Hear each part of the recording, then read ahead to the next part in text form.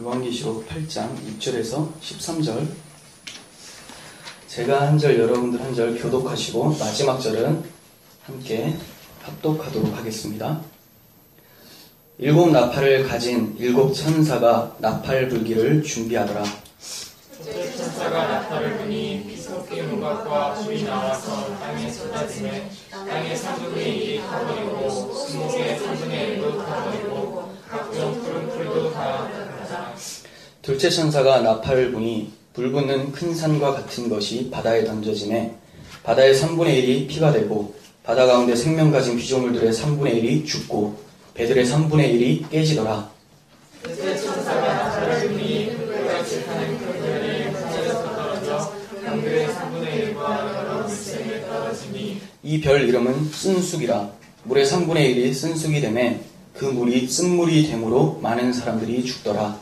넷째 천사가 나팔을 부니 해 3분의 1과 달 3분의 1과 별들의 3분의 1이 타격을 받아 그 3분의 1이 어두워지니 낮 3분의 1은 기침이 없고 밤도 그러하더라. 볼게요. 내가 또 보고 들으니 공중에 날아가는 독수리가 큰 소리로 이르되 땅에 사는 자들에게 화가 있으리니 이는 새 천사들이 불어야 할 나팔 소리가 남아있음이로다. 아멘. 오늘은 나팔의 이유와 목적이라는 제목으로 하나님 말씀을 증거하도록 하겠습니다. 일곱째 인이 떨어지자 일곱 나팔이 등장하는 배경이에요. 일곱째 인 안에 일곱 나팔이 포함되어 있다고 볼 수가 있죠. 그러니까 지금까지 인재앙이 있었는데 이 나팔재앙은 인재앙 후에 온다라기보다는 인재앙과 함께 불어닥치는 재앙들이다. 이렇게 볼 수가 있어요. 하나님께서는 복음을 선포하는 기간에 회개치 않은 자들을 회개하기 위해서 그들을 향해서 재앙을 내리는 모습이 인재앙, 나팔재앙, 대접재앙으로 나타나는 거예요. 목적이 뭐라고요? 회개케 하기 위함. 이 재앙이 인재앙 때는 4분의 1이 심판을 받는다. 세상의 4분의 1. 나팔재앙 때는 3분의 1이 심판받는다. 대접재앙 때는 전체가 심판받는다라고 얘기를 하고 있어요. 이것은 점진적으로 강도를 높여가면서 보여주시는 하나님의 심판, 하나님의 때가 점점 임박해 왔다라는 것을 얘기하지 항상 인재앙 다음에 나팔 다음에 대접재앙 이런 개념으로 보시면 곤란합니다. 왜냐하면 이러한 재앙들은 끊임없이 계속되어 왔기 때문이에요. 지난 시간에는 일곱 나팔이 울리기 전에 다른 천사가 나타나서 성도의 기도를 분향단에 올려드리고 번제단에 있는 불을 담아다가 땅에 쏟는 모습이 나타났었어요. 하나님이 다시 한번 재앙을 내리실 텐데 하나님의 심판은 의롭고 참되다라는 것을 변증하기 위해서 다른 천사의 사역을 보여줬던 것이고 이제 오늘 본문에서 나팔이 울리면서 그 재앙이 시작이 되는 거예요. 그러니까 지난주 본문은 다른 천사가 나오는 본문은 싹 빠지면 자연스럽긴 하죠. 일곱째 인을 뗐더니 일곱 나팔이 나오더라. 첫 번째 나팔을 부니 이렇게 딱 시작이 되면 딱 좋은데 왜 다른 천사를 집어넣는가? 왜 기도가 올라가고 제단의 불은 땅에 쏟아져 내리는가? 하나님의 심판은 의롭다라는 것을 변증하기 위해서 들어가 있었던 본문이라고 말씀을 드렸던 거예요. 그리고 제단에서 불이 떨어져서 땅으로 떨어지는 것은 이미 나팔 재앙의 모든 것을 얘기를 해주고 있는 거예요. 제단에서 불이 땅에 떨어지는 것이 나팔 재앙의 그 7가지 재앙을 통해서 보여주는 거죠. 설명해 주는 거죠. 그러니까 엄밀한 의미에서는 뭐가 더 중요해요? 지난주 본문에 그 제단에서 불이 땅에 떨어지는 것이 더 중요한 거예요. 항상 우리는 재앙 쪽에 집중하기보다는 재앙 전에 뭔가 설명이 나오죠. 그 설명에 초점을 맞출 때 우리가 이상한 신앙으로 빠지지 않게 돼요. 두려워 벌벌 떨고 이게 언젠가 이런 생각들 안 하게 된다는 거죠. 사실 오늘 본문의 재앙들이 구체적으로 무엇인지는 중요하지 않습니다. 무엇인지 알 수도 없고 그게 중요하지도 않아요. 뭐가 중요하냐? 왜 하나님이 이런 재앙을 쏟을 수밖에 없었으며 그 재앙을 내리시는 목적이 무엇인가를 아는 것이 중요한 거예요. 왜 재앙을 쏟을 수밖에 없습니까? 하나님을 떠난 자들에게는 죽음의 심판만이 있다는 것을 보여주시기 위해서. 그런데 한 번에 다 재앙으로 멸망시키시는 것이 아니라 4분의 1, 3분의 1 전체를 통해서 하나님이 끊임없이 우리가 심판받아야 될 존재라는 것을 사람들에게 보여주시고 계시는 거예요. 그 의도가 무엇입니까? 목적이 뭐예요? 회개해서 예수를 믿으라는 거죠. 그런데 많은 사람들은 재앙의 이유와 목적에 대해서는 관심이 없고 그 재앙이 무엇인가에 대해서 그 재앙이 언제 어느 때쯤에 생겨나는 것인가 이것에 관심을 두고 있어요. 이 말은 하나님의 뜻은 상관이 없고 내 목숨이 소중하다는 거예요. 그 재앙의 이유와 목적은 상관없고 어떻게 하면 그 재앙을 피할까만 생각하는 거죠. 그러다 보니까 재앙 자체에 관심을 둬요. 자주 말씀드리지만 계시록의 재앙은 정확히 무엇인지 알기 힘듭니다. 왜 힘들까요? 상징적으로 쓰여서요? 아니요, 그렇지가 않아요. 하나님이 그게 무엇인지 궁금해하지 말라고 그렇게 표현하신 거예요. 그게 정확하게 무엇인지 말씀하고자 하셨다면 정확하게 말씀하시죠. 근데 왜 이렇게 상징적으로 얘기할까요? 알려고 하지 말라는 거예요. 하나님이 그런 의도로 쓰셨는데 그것을 캐내려는 것 자체가 하나님께 대한 도전이죠. 왜 그럴까요? 바벨탑과 같습니다. 바벨탑. 사람들은 바벨탑을 왜 쌓죠? 노아 홍수를 경험하고 나서 그 홍수를 피해볼까 해서 쌓는 거예요. 즉 하나님의 진노 앞에서 피해보려고. 이들은 심판에 관심이 있었지 하나님의 뜻과 하나님의 목적에 대해서는 관심이 없었어요. 지난주 화요일에도 말씀드렸지만 홍수 후에 하나님은 노아에게 약속을 해주셨습니다. 어떤 약속이요? 다시는 인간들을 땅을 물로 심판하지 않겠다고. 그런데 그 이유가 뭐라고요? 왜 심판 안 한다고 합니까? 이상한 이유예요. 그 이유는 사람들이 태어날 때부터 악하기 때문에, 죄인이기 때문에 심판하지 않겠대요. 이상하지 않습니까? 죄인이면 심판해야 되는 게 맞는데 너희가 어려서부터 악하니까 내가 심판하지 않겠다 이렇게 얘기하시는 거예요. 이 말은 아무리 심판을 많이 해도 너희들은 죄인임이 바뀌어지지가 않는다 이 말이에요. 그러니까 다 죽을 수밖에 없는데 하나님의 사랑이 그걸 지켜보지 못하고 유일한 방안을 제시하십니다. 그 제시한 게 뭡니까? 노아가 방주 밖에 나와서 가장 처음 한 일. 뭡니까? 정결한 짐승을 번제단 위에 올려서 하나님 앞에 번제로 드려지는 거죠. 하나님은 그것을 보시고 땅을 심판하지 않겠다 이렇게 말씀하신 거예요. 그러니까 그들이 심판받지 않을 정도의 무엇이 있어서가 아니라 정결한 짐승, 무엇을 예표합니까? 우리를 위해서 죽으신 흠없는 어린 양 예수 그리스도께서 대신 죽으심을 통해서 심판이 넘어간다는 것을 얘기하는 거죠. 그 약속을 믿고 메시아를 의지하는 사람은 탑을 쌓을 필요가 없죠. 하나님이 정결한 짐승을 이렇게 드리는 자는 홍수 심판 없을 거다라고 했으니까 당연히 안 쌓아도 돼요. 우리에게 말하면 어떻게 적용시킬 수 있습니까? 예수 그리스도의 이름을 믿는 자들은 심판이 없다. 그런데 계속 탑을 쌓아요. 그거 무슨 말이에요? 그래서 안 믿겠다라는 거예요. 심판을 안겠다라는 걸 안 믿겠다가 아니라 무엇을 안 믿겠다라는 겁니까? 예수 그리스도를 믿는 것을 내가 안 믿겠다라는 거예요. 바벨탑 상황에서는 뭡니까? 정결한 짐승을 드리면 내가 심판하지 않겠다라고 했는데 그 방법을 내가 취하지 않겠다라는 겁니다. 그렇게 분명히 하면 하나님이 심판 안 하는 걸 알지만 내가 창피하게 무슨 어린 양 때문에 구원을 받냐, 내 힘으로 한번 구원 얻어보겠다. 이게 바벨탑이에요. 그래서 높이 쌓죠. 하나님은 그것을 해체시키죠. 은혜죠. 왜요? 해체시키고 다시 모으려고 하는 무엇으로? 하나의 이름, 아브라함의 이름을 통해서 아브라함의 자손 예수 그리스도의 계보다 이렇게 시작하잖아요. 마태복음이. 즉 아브라함의 자손 예수의 이름으로 하나 되게 만들겠다.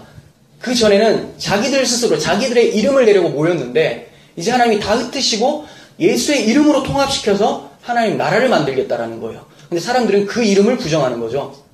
하나님의 노아 홍수 심판의 이유가 뭐였습니까? 목적이 뭐였어요? 너희들은 어려서부터 악한 죄인이다. 그러니까 심판이 있다. 근데 목적은 뭐예요? 어린 양 예수를 믿어라. 회개해서 믿어라. 이거죠. 그런데 이것에 대해서는 관심이 없고 노아의 홍수가 언제 일어날까 조마조마하면서 탑을 쌓는 것. 이게 바로 죄악이라는 거죠.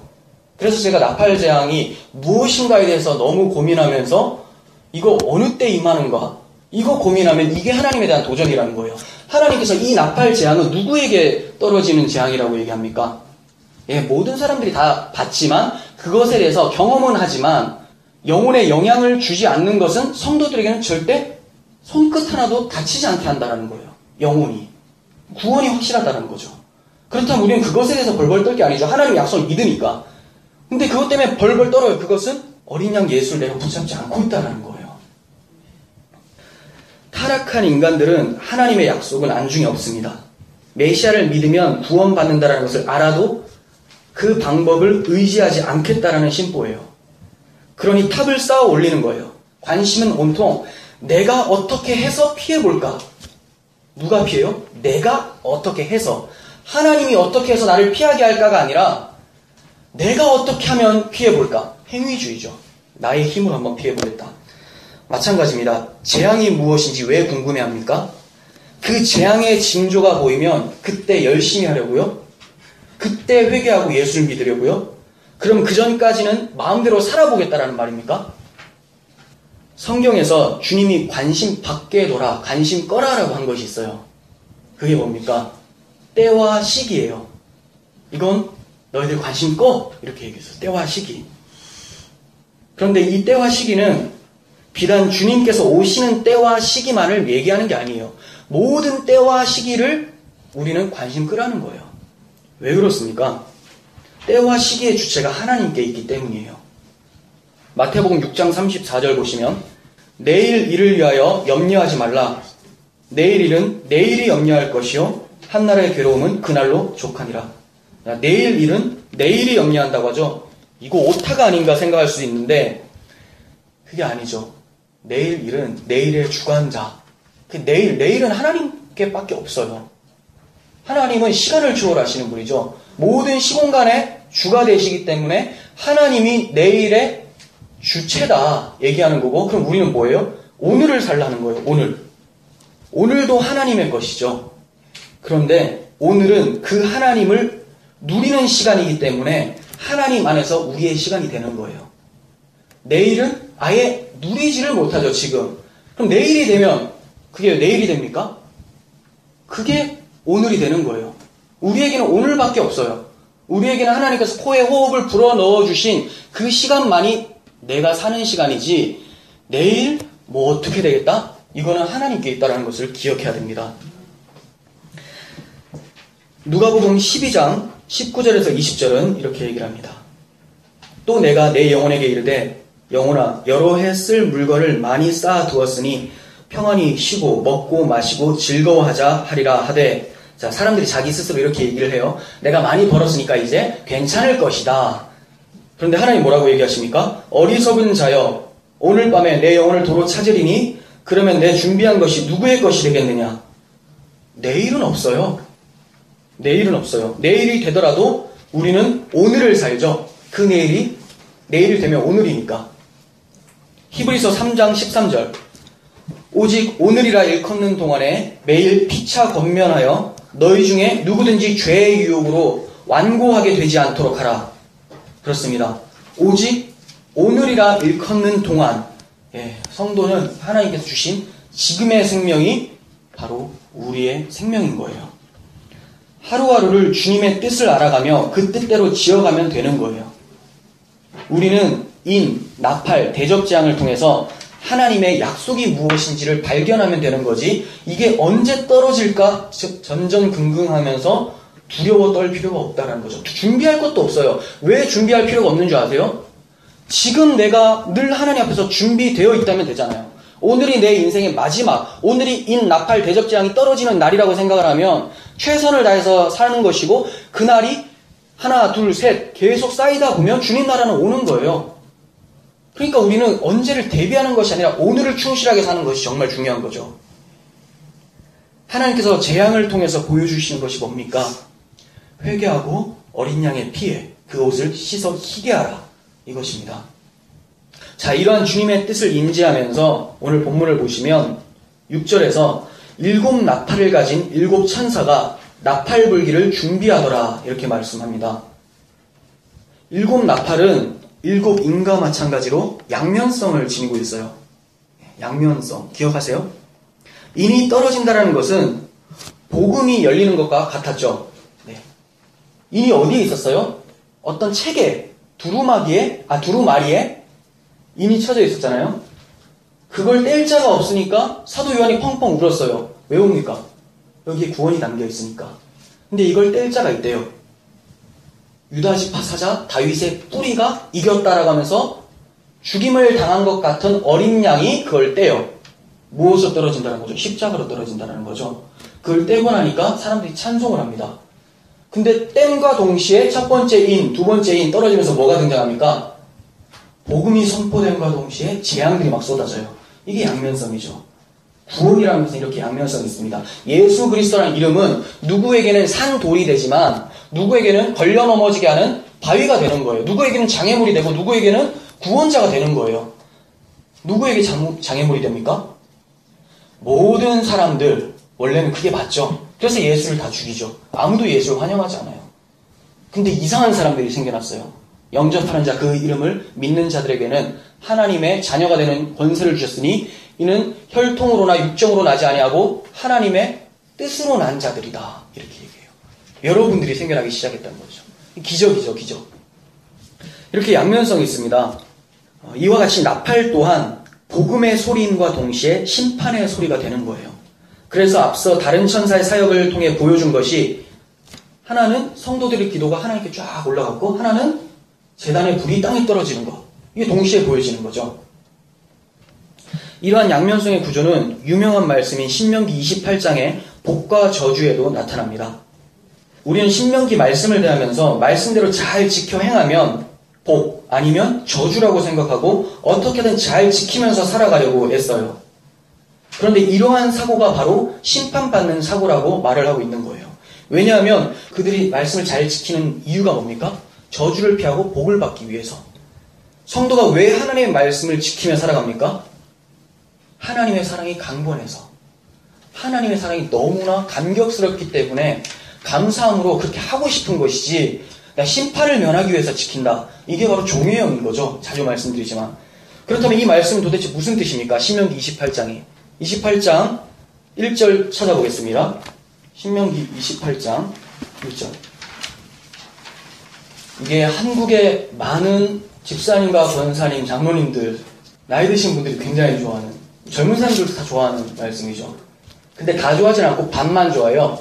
이 내용이 복과 저주가 섞여 있거든요. 자, 한번 보겠습니다.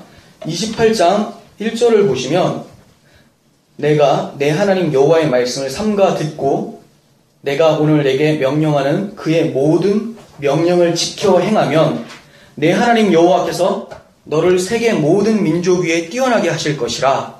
내가 내 하나님 여호와의 말씀을 청종하면 이 모든 복이 내게 임하여 내게 이르리니. 이렇게 얘기합니다. 자, 이렇게 정확하게 말씀하고 있는데 도대체 김 목사님 무슨 말씀하시는 겁니까? 잘 지켜 행하면 복을 받는다고 하지 않습니까? 이렇게 얘기하고 있죠. 몇 개 좀 살펴보면 유명한 말씀이죠. 6절 5절부터 내 광주리와 떡반죽 그릇이 복을 받을 것이며 내가 들어와도 복을 받고 나가도 복을 받을 것이니라. 7절 여호와께서 너를 대적하기 위해 일어난 적군들을 내 앞에서 패하게 하리라. 그들이 한 길로 너를 치러 왔으나 내 앞에 7길로 도망하리라. 이거 기도 중에 많이 나오죠. 그리고 나서 저주가 20절부터 나오거든요. 한번 보세요. 내가 악을 행하여 그를 잊음으로 내 손에 하는 모든 일에 여호와께서 저주와 혼란과 책망을 내리사 망하며 속히 파멸하게 하실 것이다. 그리고 반대로 얘기를 해요. 25절 보세요. 한 길 중간에 한 길로 나가서 그들이 앞에서 7길로 도망할 것이며 내가 또 땅의 모든 나라 중에 흩어지고 여호와께서 내 적군 앞에서 너를 패하게 하시리니. 그죠? 반대죠. 이게 아까 복이었는데 이제는 내가 그렇게 도망가게 된다라는 것을 얘기를 해요. 근데 28장을 보시면 68절까지 있습니다. 그런데 복이 19절이고 저주가 49절이에요. 근데 사람들은 계속 복에 집착하죠. 하나님 왜 뒤에 저주를 이렇게 많이 넣어놨을까요? 이게 우리 거라는 거예요. 이해가 가세요? 이게 우리 거니까 요거 보고 저주의 대상이다. 이거 알라는 거죠. 그럼 앞에 19절 누구 거? 하나님의 아들 거. 누가 지켜 행합니까? 하나님의 아들이 지켜 행한 거 하나님의 아들 거라는 거예요. 그런데 그 하나님의 아들 것이 십자가에 함께 죽음으로 예수님을 믿음으로 이제 내 것이 되고 예수께서 나의 저주를 십자가에서 가지고 가셨다는 것을 얘기하는 거죠. 그러니까 우리는 잘 지켜서 행하면 복을 받는다가 아니라 예수를 믿는 것이 잘 지키는 거고 예수를 믿었다면 이제 복을 받기 위해서가 아니라 복 받은 자로서 이러한 삶을 살게 된다는 거예요. 완전 다르죠. 형태는 생긴 건 비슷하게 생겼어요. 둘 다 율법을 잘 지키면서 사는 것 같아요. 그런데 동기가 달라요. 성도들은 예수께서 지킨 것을 내 안에 간직하는 자가 성도인 거고 예수는 저리 가고 내가 내겐노라 이것이 바로 저주받은 자라는 겁니다. 복과 저주가 양면성이 있는 것처럼 나팔이 울려지는 것도 하나님의 은혜가 임하는 자들에게는 복된 소식이 되는 거고 그 은혜를 거절하는 자들에게는 심판의 소리가 되는 거예요. 그런데 오늘 본문은 하나님의 은혜를 거절하는 자들에게 들려지는 소리니까 심판으로 묘사가 되고 있는 거예요. 이런 나팔 소리가 나면서 심판이 집행되는 모습은 여호수아서를 통해서도 잘 나타나 있습니다. 여호수아 6장 4절에서 5절을 보시면 여리고성을 점령할 때 이야기예요. 보세요. 제사장 7은 7 양각 나팔을 잡고 언약궤 앞에 나갈 것이요 7째 날에는 그 성을 7번 돌며 그 제사장들은 나팔을 불 것이며 제사장들이 양각 나팔을 길게 불어 그 나팔 소리가 너희들에게 들릴 때 백성은 다 큰 소리로 외쳐 부를 것이라. 그리하면 그 성벽이 무너져 내리리니 백성은 각기 앞으로 올라갈지니라 하시매. 네. 여리고성을 공격하라고 하는 하나님의 지시예요. 6일 동안은 7 제사장이 7 나팔을 잡고 언약궤 앞에서 불면서 6일을 돕니다. 백성들은 언약궤 뒤를 따르면서 아무 소리도 내지 않아요. 이미 여리고성은 이스라엘 백성들을 두려워해서 문이 굳게 닫혀 있어요. 하나님께서 광야에서 행한 일을 전해 들었거든요. 무서워서 벌벌 떨면서 문을 닫고 있죠. 6일 동안 하루에 한 바퀴씩 돌면서 양각 나팔을 길게 울려 퍼지게 붑니다. 그리고 마지막 날에 대해서는 7일째 6바퀴를 돌며 7바퀴째 나팔 소리와 함께 성도들이 함성을 질러요. 이때 여리고 안에 있었던 사람들이 얼마나 공포감을 느끼겠습니까? 이 나팔 소리와 함성, 무섭죠? 그러자 그 튼튼하던 여리고성이 무너져 내리고 그 성 안의 사람들은 다 진멸됩니다. 이것은 오늘 계시록 8장의 장면과 유사하죠. 7 제사장이 나왔죠. 7 천사가 나오죠. 7 나팔이 있습니다. 여기도 나팔을 불어요. 큰 함성이 있어요. 그런데 우리는 지난 시간에 성도들의 기도가 하나님께 올라가는 것을 보았죠. 네. 이처럼 나팔 소리가 이스라엘 백성들에게는 승리의 소리가 되는 것이고 그저 이스라엘 군대에서는 쳐들어갈 때 와 하면서 승리의 함성이 되는 것이고 여리고성 주민들에게는 재앙의 소리가 되는 거예요. 그런데 이 여리고에 사는 사람들 중에서 이스라엘 백성과 같이 승리의 소리로 인식하는 자들도 있어요. 유일한 한 가정. 누구의 가정일까요? 라합의 가정이에요. 라합은 누굽니까?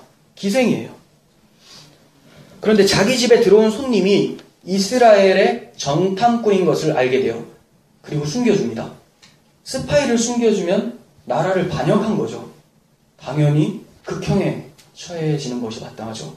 근데 왜 그럽니까? 자기 목숨을 걸고서라도 이스라엘의 정탐꾼을 숨기는 거예요.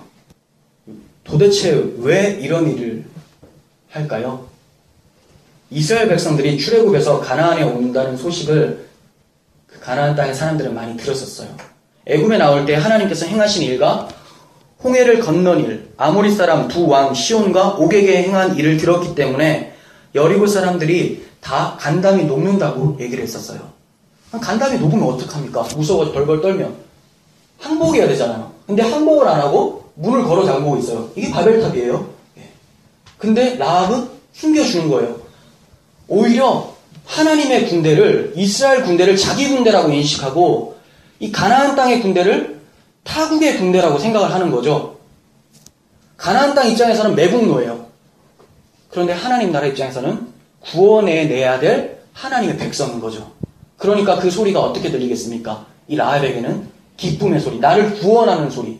내가 이제 이 기생의 일을 끝내고 청산하고 이제 하나님의 백성이 되는 것이구나. 이렇게 생각한다는 거예요. 하나님의 군대가 쳐들어갈 때 라합에게 약속을 해줍니다.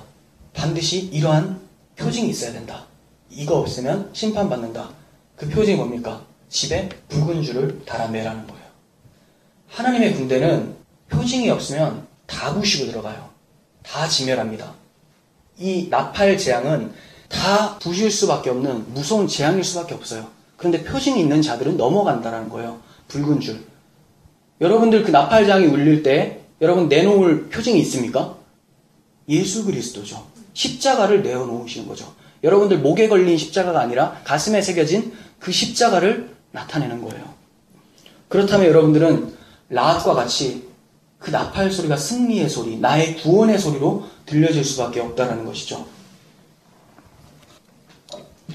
성도라면 계시록의 이런 나팔 소리를 들을 때 공포와 두려움의 소리가 아니라 라합과 같이 예수님이 천군 천사와 함께 우리를 구원하시기 위해 오시는 소리로 들리는 거예요. 그러니 심판이 무엇인지 관심이 없죠. 오히려 다른 면에 복음에 대한 관심을 쏟게 되는 거예요. 양면성 중에 심판의 쪽이 아니라 복음의 쪽에. 그리고 세상에 펼쳐지는 재앙들을 통해서 왜 세상이 심판당해야 마땅한지를 알게 되며 그 멸망의 도시에서 한 사람이라도 더 진리를 알게 되기를 소망하는 마음으로 복음의 나팔 소리를 이제 여러분들이 울려야 되는 거예요. 지금도 나라에 어려운 일들이 있죠. 전쟁도 있고 기근도 있고 각체 우리나라에는 전염병도 있죠.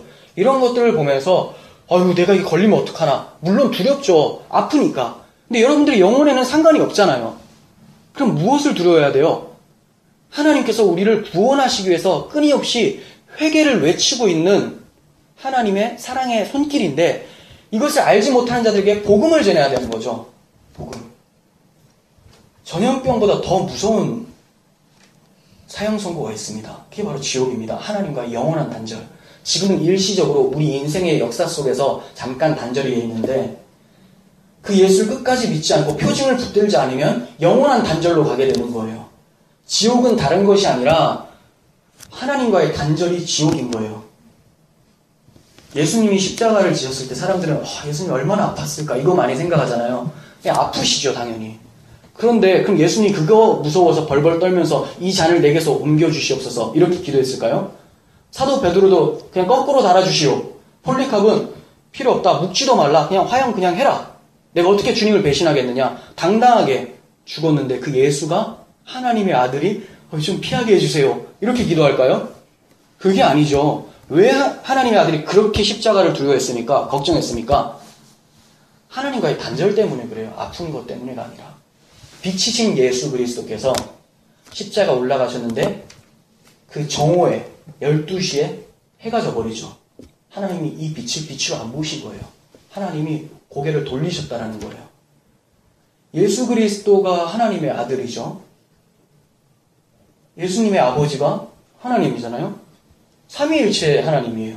근데 어떻게 거절을 할 수 있습니까? 이걸 조직신학으로 풀려고 하지 마시고 이렇게 말도 안 되는 사건을 하나님이 행하셨다는 것을 우리가 아셔야 되는 거예요. 왜 하나님이 이렇게 말도 안 되는 분리될 수 없는 삼위일체 하나님 성자 예수님을 어떻게 외면하고 분리시켜버릴까? 우리를 그토록 사랑하시기 때문에 우리를 구원하시기 때문에 우리의 상상을 초월하고 우리의 논리를 넘어서는 십자가의 고통을 허락하셨다는 거죠. 예수님은 3일 동안 하나님과 단절이 되어 있었는데 그게 너무나 무서웠던 거예요. 근데 우리는 이 세상을 살면서 3일이 뭐예요? 하나님께 기도하지 않고 삶을 하나님 앞에서 살지도 않고 코람되어의 삶을 살지도 않고 끊임없이 그냥 영혼에 피폐한 채로 살아도 그게 지옥이라고 느껴지지가 않아. 그게 더 지옥이죠. 그게 느껴지지 않는 것 자체가 우리들의 사고가 이미 지옥에 떨어져 있는 거죠. 그럼 무엇으로 위로를 느낄까요? 그런 사람들은 세상의 것들로 위로를 채우려고 하는 거예요. 근데 공허하죠. 아무리 해봐도 공허해서 텅텅 비어있는 마음을 채울 수가 없어요. 그러다 보니까 스스로 목숨을 끊게 되죠. 우리가 찬양했잖아요. 평화가 어디서 와요? 하늘에서 내려오잖아요. 아버지께로부터 오는데 그 평화는 찾지 않고 세상의 것들에서 평화를 찾으려고 하니까 우리가 공허할 수밖에 없는 거예요. 잃어버린 하나님을 찾는 것이 우선이지 그 하나님을 찾았을 땐 세상의 모든 것을 잃어버려도 우린 다 찾은 것이 되는 것입니다. 여러분 나라에 어려운 일들이 있을 수 있어요. 근데 그것을 통해서 우리는 더욱더 복음을 증거하는 기회로 삼고 하나님의 구원의 나팔소리라고 들을 수 있어야 하는 것입니다. 여리고성이 나팔소리에 무너지듯이 이 세상도 하나님 나팔소리로 반드시 무너질 거예요. 이 세상에서 우리는 무엇을 바라고 살아야 합니까? 계시록 10장 7절은 대답해주고 있습니다. 일곱째 천사가 소리내는 날 그의 나팔을 불려고 할 때 하나님이 그 종 선지자들에게 전하신 복음과 같이 하나님의 그 비밀이 이루어지리라 하더라. 하나님의 비밀이 이루어지기를 바라며 살아야 되죠. 일곱째 나팔이 울려질 때 하나님의 비밀이 복음과 같이 이루어진대요. 복음과 같이. 이러한 복음이 이루게 할 내용에 대해서는 계시록 11장 15절에서 19절이 설명하고 있습니다. 보세요. 일곱째 천사가 나팔을 불매 하늘에 큰 음성들이 나서 이르되 세상의 나라가 우리 주와 그의 그리스도의 나라가 되어 그가 세세토록 왕노릇 하시리로다 하니 하나님 앞에서 자기 보좌에 앉아있던 24장로가 엎드려 얼굴을 땅에 대고 하나님께 경배하여 이르되 감사하옵나니 옛적에도 계셨고 지금도 계신 주 하나님 곧 전능하시니여 신이 큰 권능을 잡으시고 왕노릇 하시도다.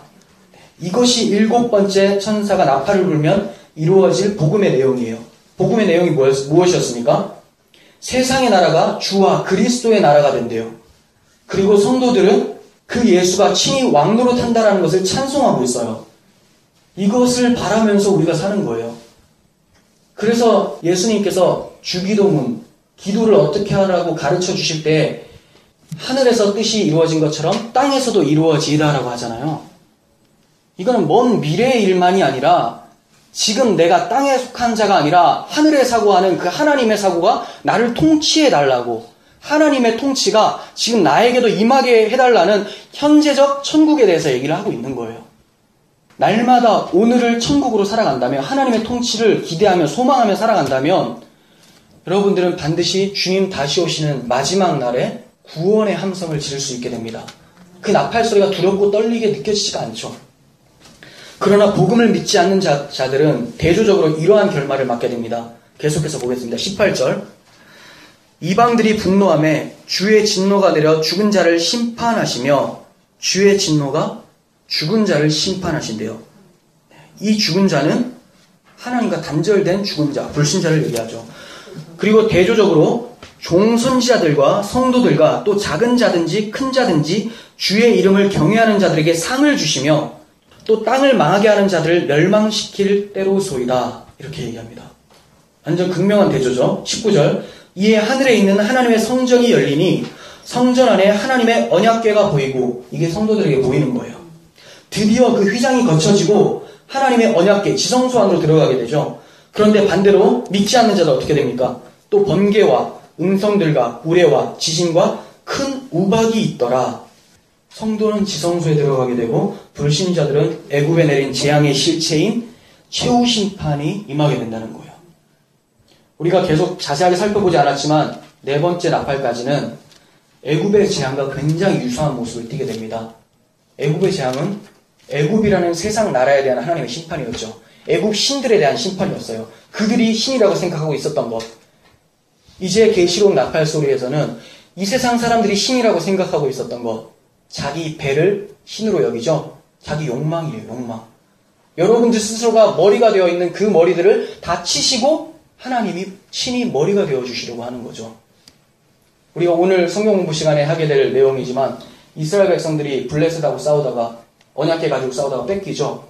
근데 블레셋이 언약궤를 다곤 신전에 딱 놓는데 다곤 머리가 어떻게 됐습니까? 댕강 날아가서 떼굴떼굴 굴러다니죠. 이거 하시려고 하는 거예요. 우리가 블레셋과 같이 다곤 신전에 하나님을 가둬두고 있는데 하나님이 그 머리를 다 치신다는 거예요. 다곤 머리가 뭡니까? 우리들 머리예요. 다. 내가 다 왕이 돼가지고 어떻게든 하나님 위에 한번 있어 보려고 하는 그 목을 다 친다라는 거예요. 그 침이 은혜인 거죠. 안 치고 가만두면 그대로 왕으로 사는 것이 지옥인 거고. 정리하겠습니다. 오직 오늘을 살아가는 성도들은 어느 때 어떤 재앙이 내리는가에 대해서 관심을 두지 않습니다. 성도들의 관심은 모든 상황 속에서 하나님의 뜻, 복음을 발견해가며 하나님을 찬송하는 거예요. 오늘이 항상 마지막 날이라고 생각하면서 주님 오심을 사모하는 마음으로 살아가는 자들이에요. 이런 자들에게는 나팔 소리가 재앙의 소리가 아니라 복음의 소리, 하나님의 사랑의 소리로 들려지는 겁니다. 세상에 일어나는 일들에 대해서 불안하십니까? 한 사람이라도 더 회개케 하려고 하는 하나님의 사랑의 손길로 보는 눈이 우리들에게 있기를 간절히 바랍니다. 하나님의 나팔 소리가 천지 진동할 때 주님께서 우리 모두의 이름을 부르심으로 다 함께 천국 잔치에 참여되는 그런 은혜가 우리들 가운데 있기를 간절히 소원합니다. 기도하겠습니다.